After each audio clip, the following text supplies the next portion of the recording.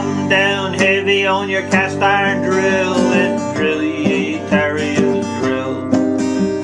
Drill ye terriers drill, where you work all day for the sugar in your tail. Down behind the railway and drill ye terriers drill, and blast and fire.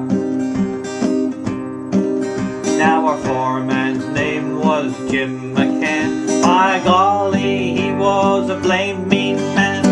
Last week a premature blast went off. A mile in the air went Big Jim Goff, and drill ye terriers drill.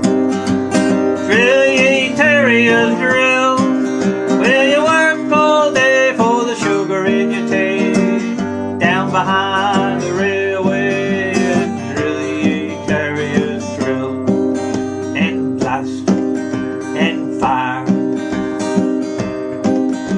The next day payday comes around. Jim Goff $1 short was found.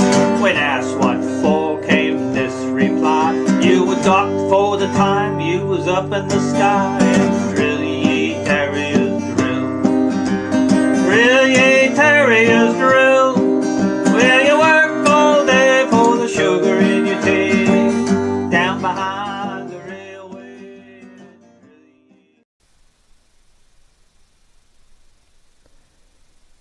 An important thing happened for the spiritual life of the people in southwest Nebraska in 1888. A young man named Herbert J. Mott, who was college educated in the East, came to Dundee County, Nebraska. Here is some history about this found in a history book obtained in the Binkelman Historical Library. Quote, Hiawatha Academy. To the community of Neal, now Hiawatha, in 1888 came a young Reverend Herbert J. Mott, age 25. The Reverend Mr. Mott was from a Eastern college, which was reflected in his intelligence, cultural background, and manners. Mr. Mott was also a Quaker minister. Mr. Mott came to Neal to visit one of his sisters, Mrs. Philip Marshall, and stayed to help his brother-in-law at his lumber yard in Binkelman. He went out to collect unpaid bills for Mr. Marshall. One day, while eating dinner, he visited with a newspaper article editor from Binkelman, who began to urge him to conduct church services at Neal. Mr. Mott gave in, preaching his first sermon, which drew a very large crowd of people. Then he began preaching his sermons more often, and always had a large crowd.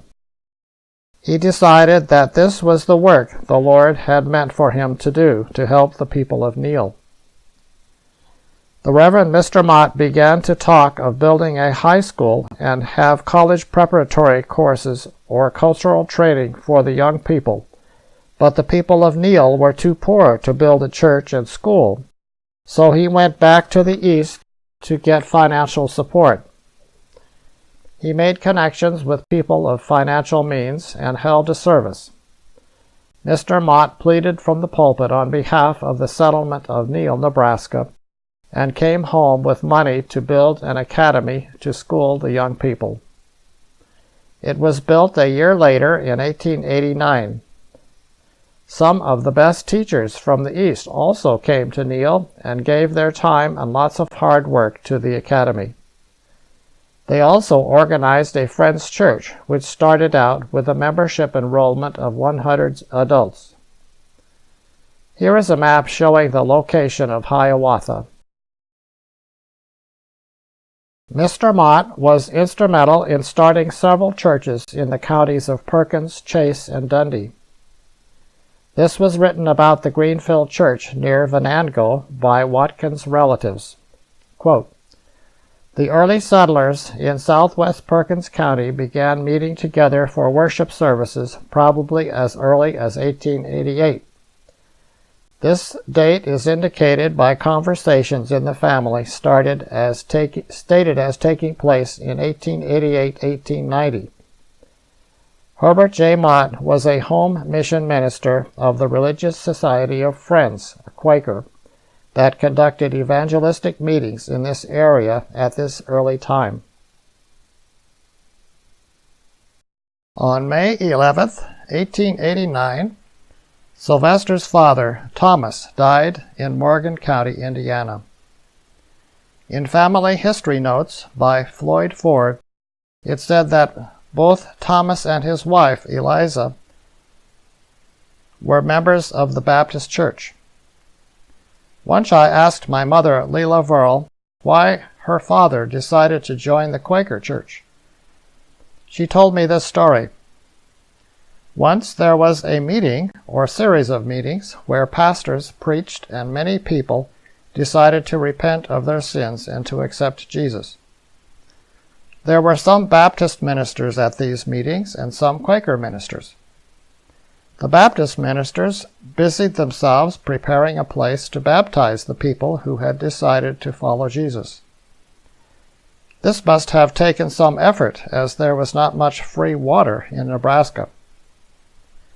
The Quaker ministers, on the other hand, said no, these people did not have to be baptized to be genuine followers of Jesus.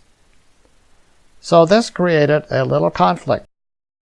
So Sylvester thought about this issue, and after some time he decided that the Quakers were right.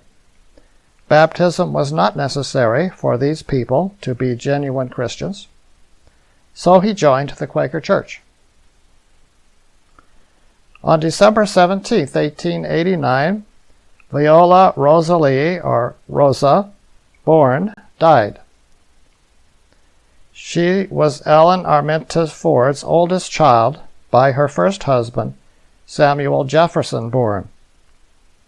Her gravestone is in the Lamar, Nebraska Cemetery. There was no indication of what caused her death. Certainly tuberculosis was a dreaded disease during that time. So that is a possibility. On January 31st, 1890, Sylvester paid personal property tax in Chase County, Nebraska. On April 27th, 1890, a happy event took place. Lillian Watkins married Herbert J. Mott. This is the Lillian who had a baby, Edith, without being married. Herbert must have thought that Lillian was a virtuous woman if he was willing to marry her. Here is what the family of Lillian wrote about this marriage.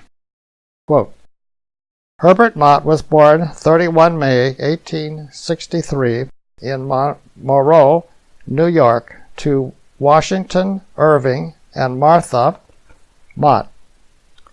Herbert came to western Nebraska as a home mission minister of the Religious Society of Friends, Quaker, denomination, and helped organize the group of Watkins, Hopkins, and Francis families, as well as others in the country southeast of Venango, into what would become the Greenfield Church. This is how Herbert and Lily met and married. End quote. On March 6, 1890, a little girl was born to Sylvester and Ellen Arminta Dunagan. Her name was Elva Eliza. This was written in the Watkins family history book by the family of William Watkins. Quote, the 1890s were very bad years for crops because of drought, hail, grasshoppers, eastern farming methods not appropriate for this western prairie climate, etc. One old-time Venango area farmer-rancher, Otto Fulcher, estimated that 75% of all homesteaders that came to this area in 1886 to 1889 had left by 1897. But the Will Watkins were among those that stayed on. By the early 1900s, the agricultural situation began to improve, and times were better. In 1904, Venango was the largest town in Perkins County, having a population of 183, compared to 162 for Grant, the county seat. 49 for Elsie, and 35 for Madrid. Here is a picture of Oscar Bourne, Ellen's youngest child by her first husband, Samuel J. Bourne. He looks about 17, doesn't he? Then the picture must have been taken in 1891.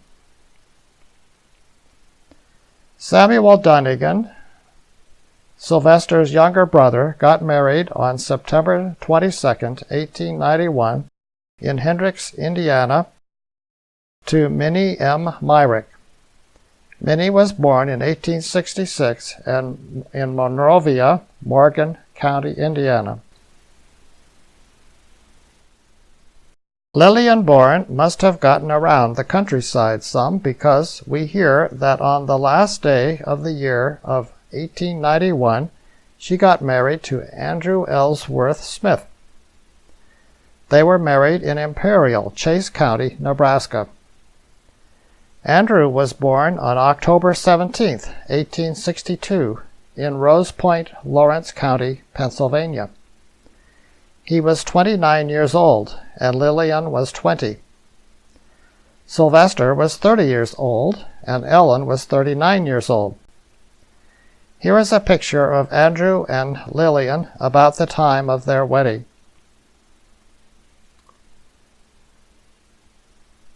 Don't they look like a handsome couple? Here is what Lillian wrote in her history paper. Quote, "She married Andrew Ellsworth Smith, December 31, 1891. They went on to live in his homestead in a frame house 16 by 14. The walls were boarded up about 3 feet on the inside and filled with magnesia dirt and plastered the rest of the way up. This was to give it weight, so it wouldn't go rolling with the tumbleweeds. The sod houses were thought to be safer because of the weight. Times were hard, and the years began to be dry, and people started to move away. The jackrabbits were a source of meat, but they had fleas, and when carried in and skinned, the fleas moved in too. In the spring, there were ducks, and in the summer, prairie chickens. No game laws had been enacted." End quote. In 1892, Sylvester proved up on his homestead in Chase County. It had been 5 years since he had filed the claim, and he had worked the land for those 5 years. Whoopee! Now the land is his. Here is the receipt for the land. Here is a picture of Frank and Corey Carey, Carolyn Miranda Hopkins, in parentheses, about 1892. Frank is a brother of Annie and Lillian, whose father was Richard Watkins. Meetings probably continued whenever a minister came by this area until 1893.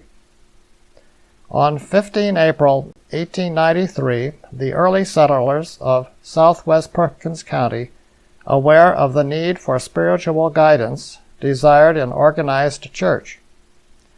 Under the leadership of Herbert J. Mott, at that time the minister of Hiawatha Friends Church in nearby Chase County, in parentheses, the Greenfield monthly meeting of the Society of Friends, Quakers, was established 8 miles southwest of Venango, Nebraska.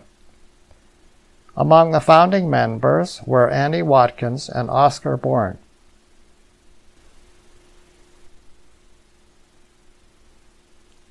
This was certainly a good thing for the people of this area, but Sylvester was not there.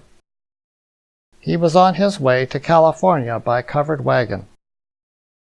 Early in 1893, Ellen Ford Bourne Dunagan became sick. She got tuberculosis. So Sylvester decided to move his family to California. I can only guess that this was to help Ellen's to recover from her tuberculosis. Maybe a drier, warmer climate would help her to get well. So they started out for California in a covered wagon, taking the southern route by way of Texas. There were Sylvester, Ellen, and two little girls, Sylvia and Elva. There were some trails leading south that were created by the herding of longhorn cattle from Texas to Ogallala in the 1860s. Perhaps they joined a wagon train going on one of those trails. Here is a picture of some routes that the cattle took in 1860s. Besides being sick, Ellen was pregnant during this trip. When they got to Texas, a baby boy was born. They named him Ver Franklin Dunagan. He was a small, skinny baby, and he only lived for a few days. I am sure this made their hearts ache. Sickness and death can make one despondent. Ver Franklin's body was sent back to Nebraska to be buried. His grave is now in the cemetery at Lamar, Nebraska. They traveled on to California. Here is a map showing the trail taken by a previous famous wagon train called Butterfield going to California. Perhaps they took the same route.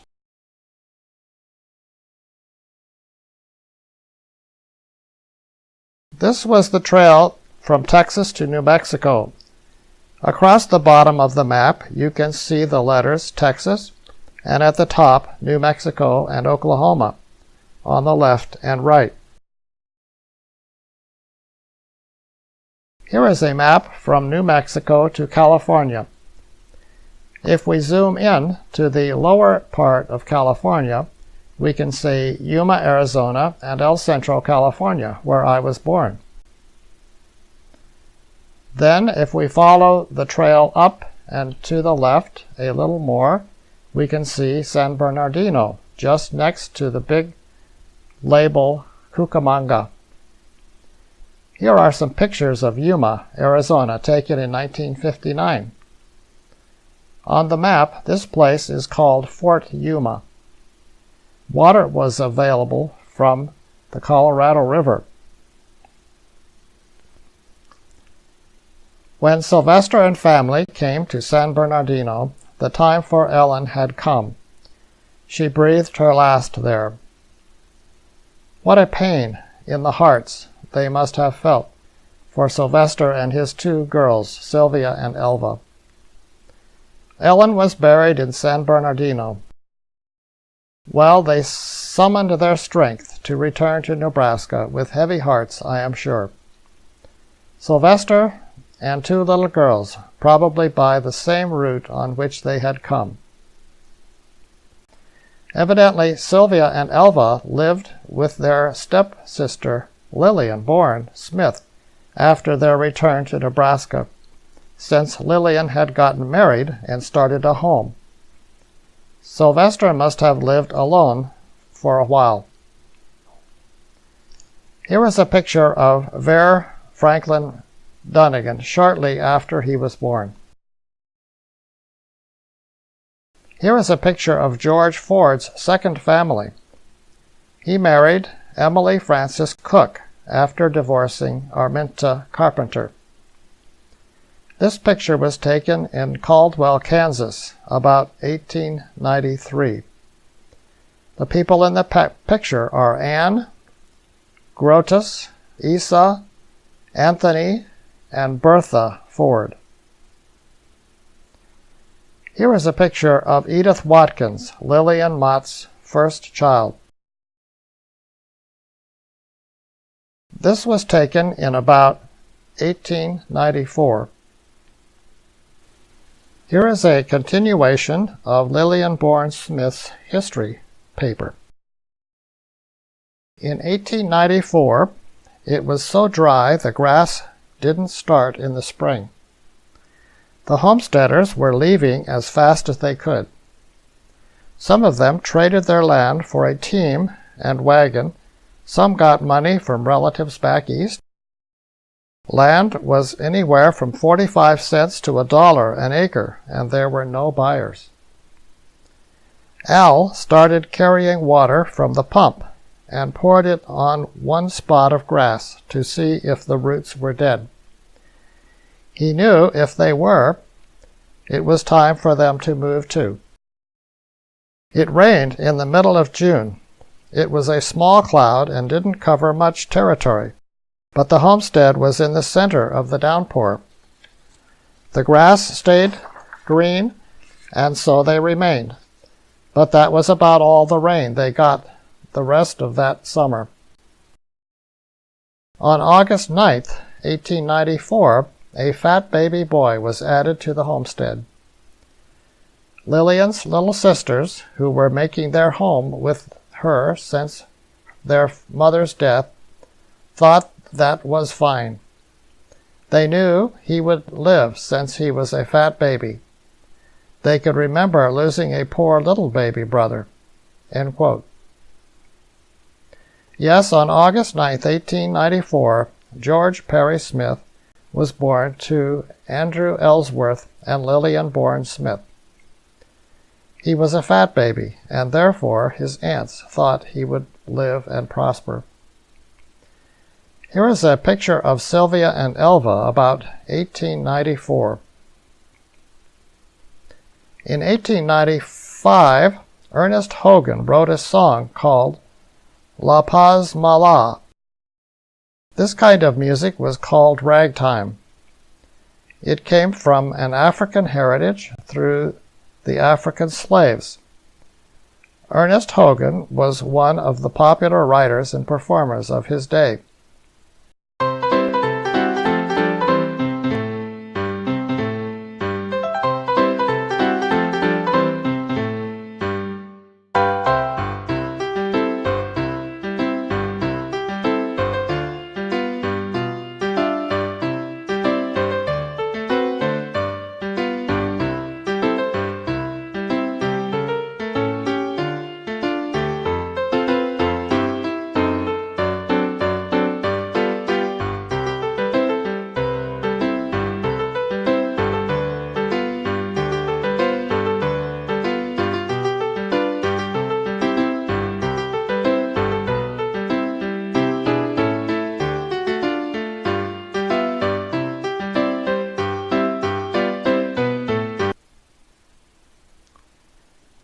In 1895, Oscar Bourne was 21 years old. On April 8, 1895, Oscar Bourne wrote a receipt to Sylvester saying that Oscar had received all of the estate of his mother, Ellen Arminta Ford Bourne. It appears that Sylvester thought that after Ellen died that her son should have the assets of her estate. On December 27, 1895, Sylvester paid personal property taxes in Chase County, Nebraska. The Greenfield Church, that was started in 1888 to 1889, continued to function. Here is a continuation of the description of this church from the Watkins Family History Book. Quote, "The first officers of the church were Charles H. Watkins, William Austin, William J. Watkins, Hardin Hainline, and Richard Watkins. For some time, the weekly Sunday meetings were held in the Sod Schoolhouse northwest of Winchester, a store post office on the Chase County line.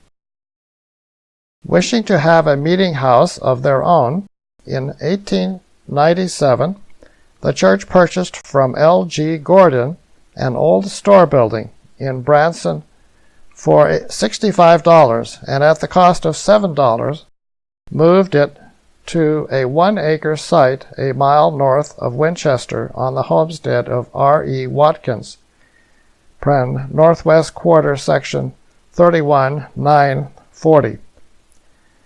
That building also served at various times as a schoolhouse for 3 adjoining districts. Needing more room, this building was torn down in 1916 and a meeting house built on the same site which served for 50 years. At times, resident ministers served the meeting full-time, while at other times a minister would serve Greenfield alternatively with other meetings within driving distance, a horse and cart being furnished by the meeting. At times, church suppers were held to raise funds for support for the meetings. Revival meetings were very much a part of the early church and were held for a week or more nearly every year. Before an adequate building was secured, a tent was used for those meetings. J.S. Hockett was the first minister to serve the Greenfield meeting. Among others to serve from time to time were H.J. Mott, 1893, Frank Woodward, 1908, R.E. Doughty, 1926, W.H. Rooker, 1894, S.S. Dunagan, J.R. Bowen, S.H. Day, 1898, E.L. Kozand, Hubbard Murdoch, 1929, Fred Neville, 1899, E.G. McDaniels, 1912, E. Puckett, 1930, Thaddeus Talbot, 1903, Reverend Macy, 1917, Mrs. Arnett, Jesse Lloyd, Merle Henry, 1918, Curtis Clements, Turner Abel, 1907, L.C. Hockett, 1919, Dwight Smith, end quote.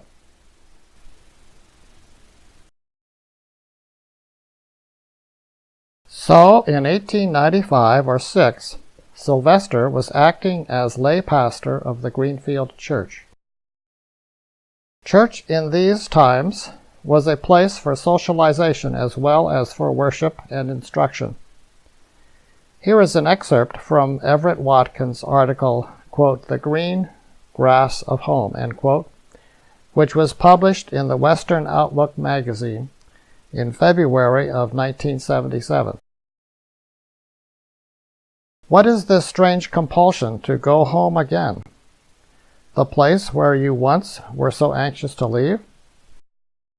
Too much of you is rooted there, and fragments always remain to tease and torment you. The people you once knew are gone, yet they seem to call you, "Come back," to the broad, grassy plains of your childhood, where cattle grazed peacefully on the lush buffalo grass and the coyotes howled at night. Where we used to drive in the spring wagon to the sand hills late in August to gather wild sand cherries and hunt for arrowheads in the sand blowouts left there a century ago by our red brothers. Gone also is the little white schoolhouse where we all received our elementary education, and gone is the country church where we attended Sunday school each Sunday morning as long as we remained under the parental roof. There, too, we sang in the church choir, attended Epworth League on Sunday evenings, and made our dates with who we thought the prettiest girl or the most handsome boy in the neighborhood. End quote. Speaking of socialization, we should talk more about Annie Watkins. Annie had filed a claim for the homestead in Perkins County. Her land was the southwest quarter of Section 26, Township 9, and Range 40. Here is a map showing the location of her land. On April 16, 1896, Annie paid land tax on her land in Perkins County. The receipt for this payment was in Sylvester's papers. Here is a picture of Lillian Bourne Smith's son, George Perry, He was about 2 years old in 1896. In February of 1897, Sylvester paid personal property tax in Chase County. Sylvester and Annie Watkins must have gotten pretty well acquainted at their church gatherings. They got married on December 22, 1897, in Grant, Nebraska. This must have been a happy occasion for all concerned. Here are some comments made about the year 1897 by Watkins family members. Rich, as he was now known, and Maria suffered reverses as all homesteaders did. Not only crop failures and loss of crops to a plague of grasshoppers, but in the spring of 1897 a fine team of brood mares with sucking colts became weak, at times unable to stand. Neighbors helped, but the mares died. Today, a farmer would recognize it as vitamin deficiency caused by few vitamins in the dry winter feed." End quote. Here is some more information about the Watkins family history book concerning Annie Watkins. Quote, "Both Sylvester and Annie had homesteaded before they were married. Sylvester in Chase County and Annie in Perkins County. Annie's homestead was the southwest quarter, 26,940. Their farm in Dundee County was located 14 miles northwest of Binkleman, the county seat. It was also 5 miles northeast of the Pleasant Valley Friends Church and 5 miles southeast of the Hoover District Schoolhouse. They had a white house trimmed with green and a red barn trimmed in white. Sylvester always signed his name S.S. Dunagan and was also known as Sib to his friends and relatives. Sib had 2 daughters, Sylvia and Elva, by a former marriage to a Mrs. Bowen. They were a part of the Dunagan home until they were married and established their own homes. Here is a picture of Harold and Clayton Watkins, sons of Frank Watkins, brother to Annie. It was about 1898 when this picture was taken. Sylvester paid personal taxes in Perkins County, where Annie's homestead was, on December 27, 1898. Perhaps Sylvester and his daughters moved to Annie's homestead for a time. Here is a picture of Bert and Gertie Hopkins, the twin children of Fern Hopkins. They were called Bertie and Gertie. They were born August 8, 1895. Fern married Ella Watkins, a sister of Annie. Sylvester paid personal property taxes on March 12, 1900 in Dundee County. This signals a move for Sylvester and Annie. The 1900 census said that Sylvester, Annie, Edith, that is Sylvia, and Elva were living in Union, Dundee County, Nebraska. Later we learned that they had 320 acres of land in Section 28, Township 3, and Range 38, which is in Dundee County. On May 31, 1901, Sylvester paid personal property tax in Dundee County, Nebraska. On March 27, 1902, Sylvester paid personal property taxes and land tax for 28,338 in Dundee County, Nebraska. Here is a map showing the location of this property. You can see Binkleman at the bottom middle of the map. On June 18, 1902, Carl Dunagan was born to Samuel Dunagan. Samuel was Sylvester's brother. Here is a picture of Carl. On January 22, 1903, Ivan Dunagan was born to Sylvester and Annie Dunagan. He was born in Dundee County, Nebraska. Unfortunately, Ivan died on March 26, 1903. Here is a picture taken in 2016 of his gravestone in the cemetery of Pleasant Valley Church. Here is a picture of Irma Ursel Watkins, daughter of Frank Watkins, Annie's brother.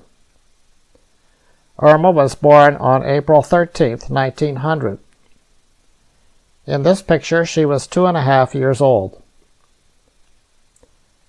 In 1903, also, Edith or Sylvia Myrtle Dunagan got married. She married William Earl Lefevre. He was born on July 19, 1878, in Odell, Nebraska. On April 2, 1904, Lucille Westfald was born. She would be a future family member. On May 26, 1904, Roy Van Dunagan was born in Dundee County, Nebraska. Here is a picture of Roy when he was 4 months old. In 1905, Sylvester paid taxes twice, once in January and once in November. He paid personal property tax and land tax. In 1906, Sylvester was a trustee for the Friends College in Central City, Nebraska, with 3 years remaining on his term. He was representing the quarterly meeting of Hiawatha. Here is a picture of the college. This record of Sylvester being a trustee of the Friends College is a first indication of his involvement in the Pleasant Valley Church near Binkleman, Nebraska. However, it is very likely that he and his family participated in this church from the time that they came to Dundee County until they left for Grant in 1914 to take the job of pastor of the Friends Church in Grant. One indication of this is the fact that their first child, Ivan, was buried in the Pleasant Valley Cemetery in 1903. Perhaps Sylvester was busy farming and had not decided to take on a lot of duties in the church yet. The Pleasant Valley Church was started in 1889 with the leadership of Reverend Varner. They met in the home of John B. Edwards, which was 1/2 mile east of the church. The Friends Church, or Quakers, were organized by monthly meetings, which corresponded to a church. Next larger, a quarterly meeting, consisting of several churches, and a yearly meeting consisting of many quarterly meetings. The Hiawatha quarterly meeting had 4 monthly meetings associated with it in 1906. Hiawatha, Greenfield, Douglas, and Pleasant Valley. Hiawatha was the name of both of a monthly meeting and a quarterly meeting. Sylvester paid taxes 3 times in 1907, January, March, and November. These taxes were for personal property and land in Dundee County.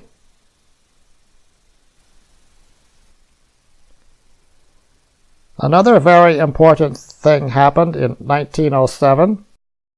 Leela Verl was born to Sylvester and Annie.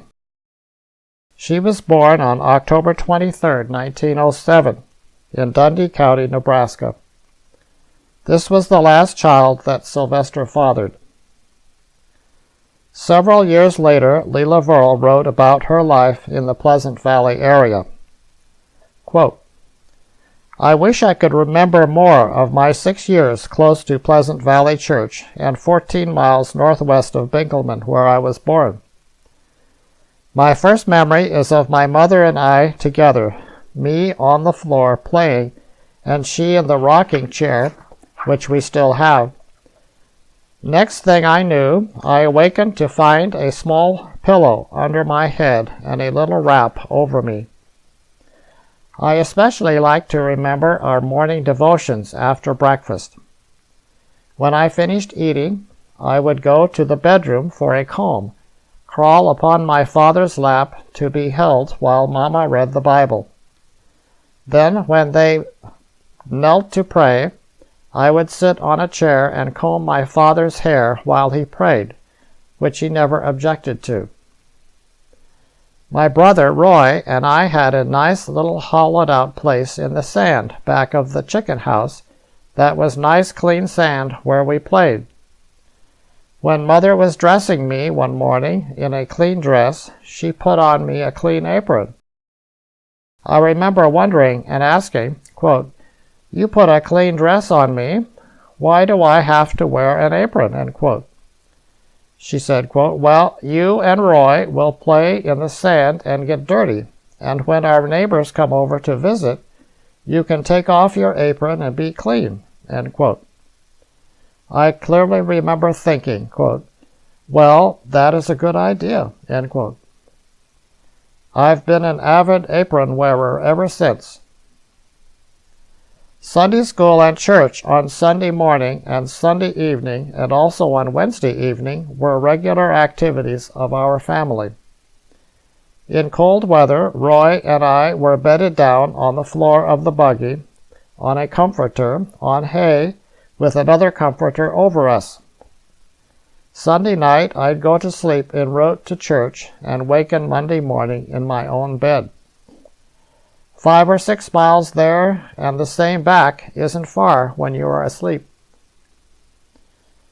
On one Sunday school lesson I remember very well, Mrs. Edwards, our teacher, was reading from a 5x7 card with the lesson printed on one side and a picture on the other of a man in quicksand and sunk up to his armpits.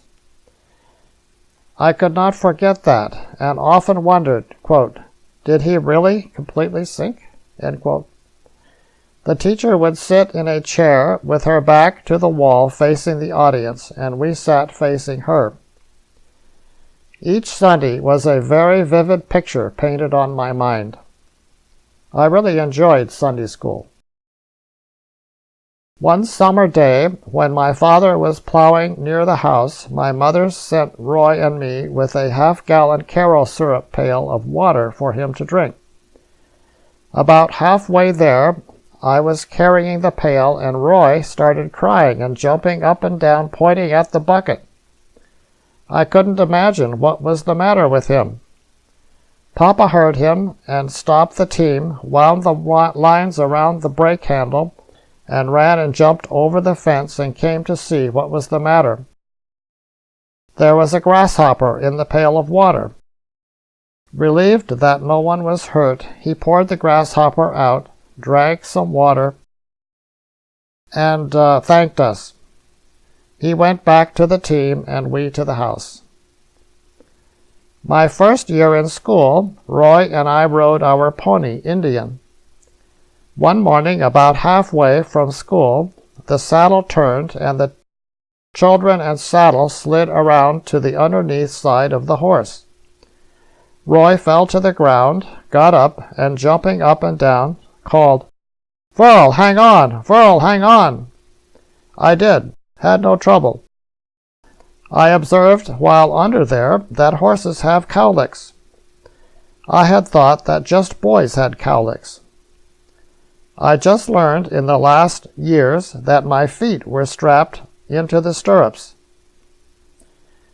In the meantime, a neighbor, Edward Edwards, who was husking corn nearby, came and lifted me from the saddle. It was fortunate the horse did not get frightened and run. We had a beautiful yellow canary who sang so pretty. My mother frequently had headaches, so this one day Roy went with Papa to the barn and I to Mother's bed, so it would be quiet for her. Soon our bird made terrible screeching noises, and Mama slowly got up to go see what was the matter with the bird. The cage hung on the framework of the attic door. She saw at a glance a large snake crawling into the cage. She went to the door, and fortunately for us, Roy and Papa were coming. She waved frantically. Papa took the birdcage and snake outside and cut the snake in two.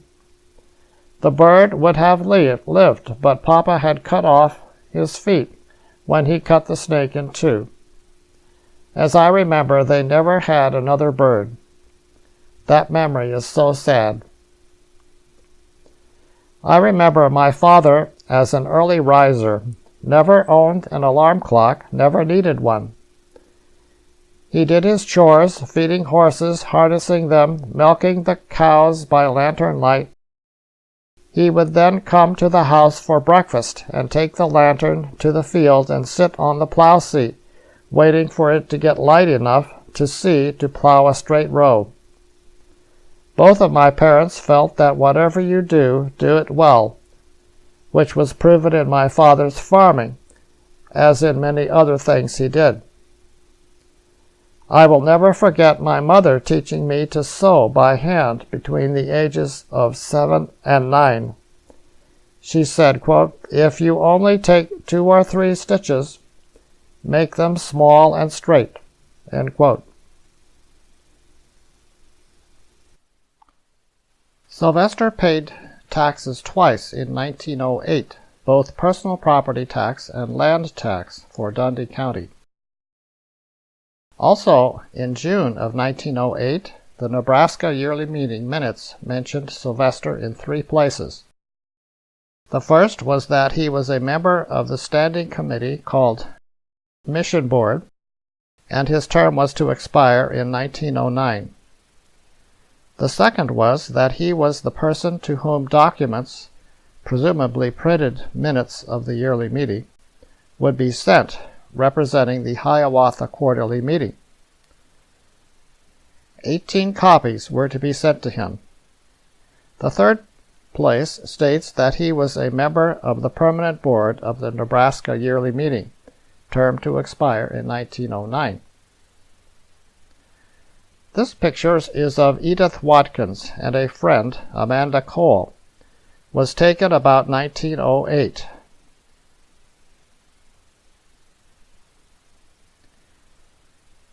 In 1908, Henry Ford started selling the Model T Ford. The importance of this was that Henry's automation practices in his manufacturing allowed the price of his car to be low enough so that many people could afford to buy one. The number of automobiles increased slowly. Sylvester paid taxes again twice in 1909 for both personal property and land in Dundee County. The minutes of the Nebraska Yearly Meeting, 1909, showed Sylvester was the representative to this meeting and from the Hiawatha Quarterly Meeting. The following is an account of the infamous Prairie Fire in 1910 as remembered by Ephraim. A 1910 Western Nebraska Prairie Fire, as remembered by a 16-year-old boy, now a 76-year-old man. The day was a Saturday in 1910. The weather very dry and a stiff southeast wind in the morning. The place, Perkins County, Nebraska, at that time still grass-covered country with only small fields being farmed by the homesteaders. The Burlington Railroad, which crossed the country lengthwise from east to west, was the only fire guard to stop a fire.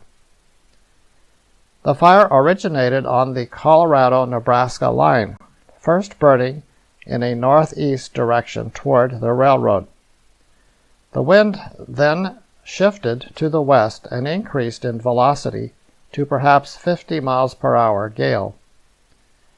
This change made a head fire of 3 to 4 miles wide, which then rushed eastward along the south side of the railroad the full length of the county and on into the next county, a distance of some 50 miles before the wind ceased, so that firefighters could put it out with wet sacks, mops, and shovels, which was the only equipment then available to fight a fire with.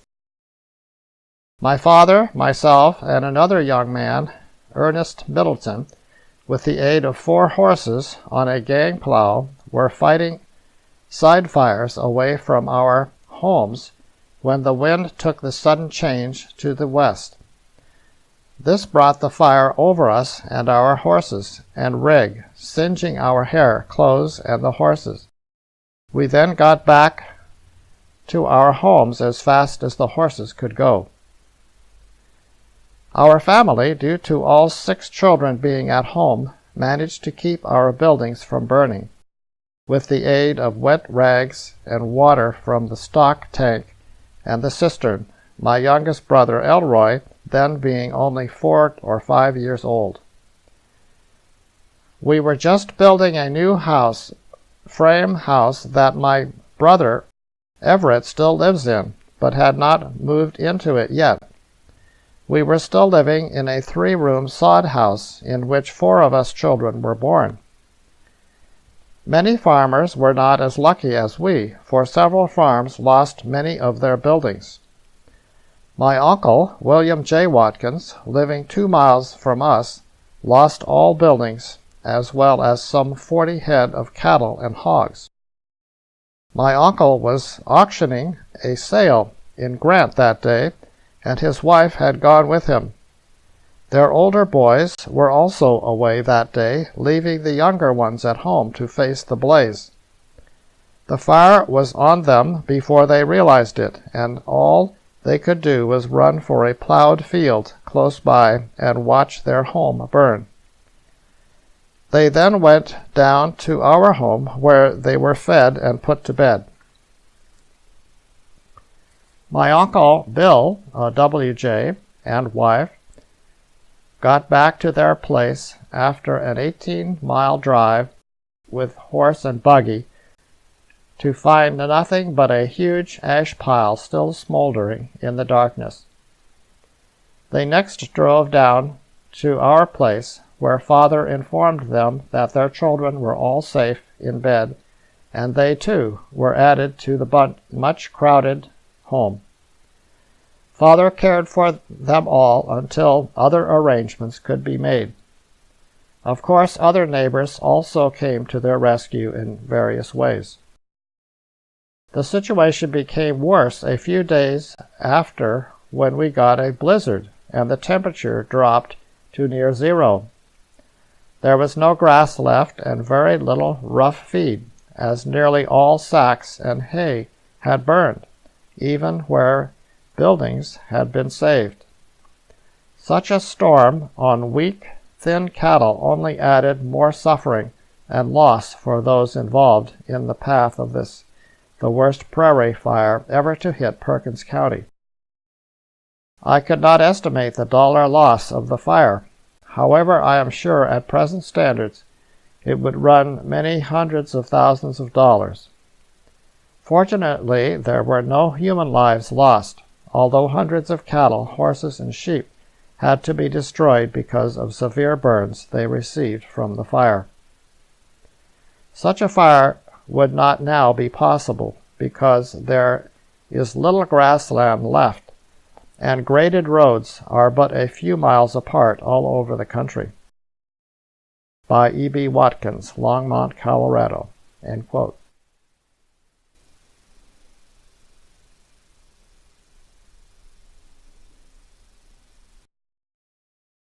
In 1910, Sylvester paid tax once for personal property and land, 28,338, in Dundee County. A happy event occurred on June 3, 1910. Elva Ellen Dunagan got married to Samuel Freeman O'Neill in Binkleman, Nebraska. This event was one less person lived in the Dunagan household. Now Sylvester, Annie, Roy Van, and Leela Verl lived together. In 1910, Sylvester served the Friends Church by representing Hiawatha Quarterly Meeting at the yearly meeting. He was on the permanent board with his term expiring in 1914, and he was the clerk of the Hiawatha Quarterly Meeting. In 1911, Sylvester paid taxes 4 times for both personal property and land, 28,338 in Dundee County. Noble Ford was baptized as a member of the Reorganized Church of Jesus Christ of Latter-day Saints on May 11, 1911 in Ray, Yuma County, Colorado. In 1911, Sylvester was representative of Hiawatha Quarterly Meeting to the Nebraska Yearly Meeting, a member of the Standing Committee, quote, Evangelistic and Church Expansion Board, end quote, term to expire in 1913, and a college trustee. Here is a picture of Horace Mott's 5th child of Herbert and Lily Mott. He was born August 29, 1907, so this picture must have been taken in 1911 or so. A sad thing happened in 1911. Noble Ford died September 15, 1911, in Ray, Yuma County, Colorado. This was not long after his baptism into the Reorganized Church of Jesus Christ of the Latter-day Saints.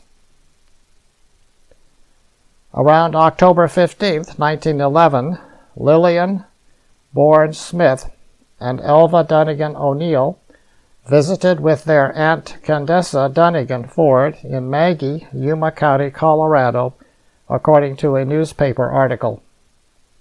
Here is a picture of Aunt Candessa's home in Colorado. Sylvester paid tax twice in 1911, once for personal property and land at 28,338 and a new property at 2336. Still in Dundee County. Perhaps Sylvester bought this land in 1911 or 1910.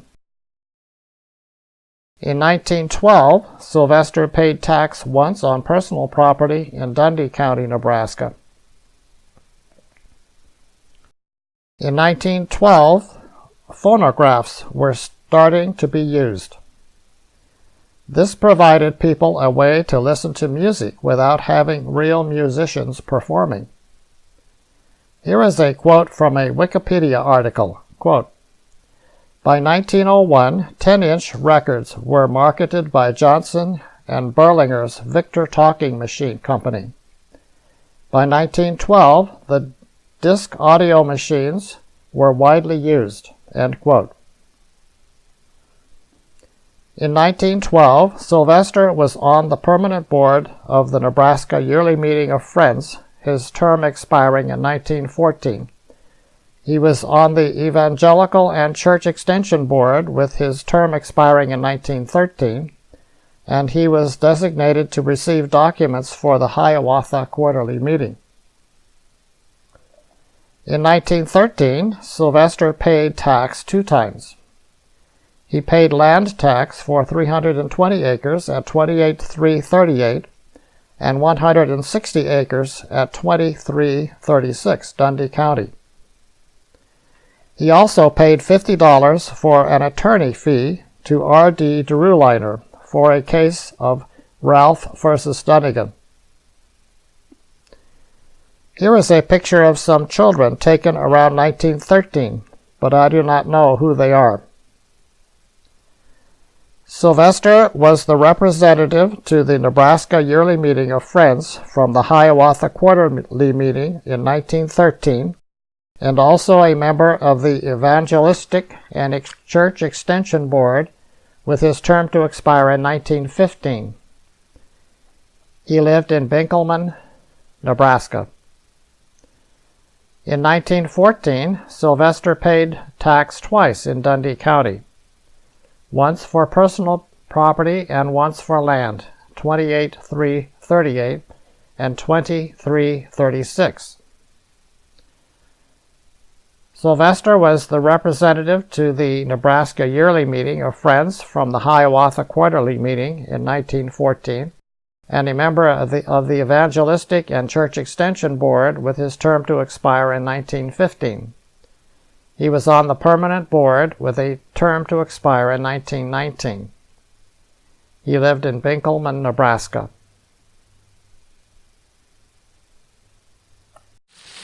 In the Good Old Summertime, sung by Billy Murray at a Sun record. There's a time in each year that we always hold dear, good old summertime. With the birds and the breezes and sweet-scented breezes, good old summertime. When your day's work is over, then you are in clover, and life is one beautiful rhyme. No trouble annoying, each one is enjoying the good old summertime. In the good old summertime, in the good old summertime. Strolling through the shady lane with your baby mine. You hold her hand and she holds yours, and that's a very good sign that she's your tootsie-wootsie in the good old summertime. To swim in the pool, you'd play hooky from school, good old summertime. You'd play ring-a-rosy with Jim, Kate, and Josie, good old summertime. Those days full of pleasure we now fondly treasure, when we never thought it a crime to go stealing cherries with face brown as berries, good old summertime, in the good old summertime.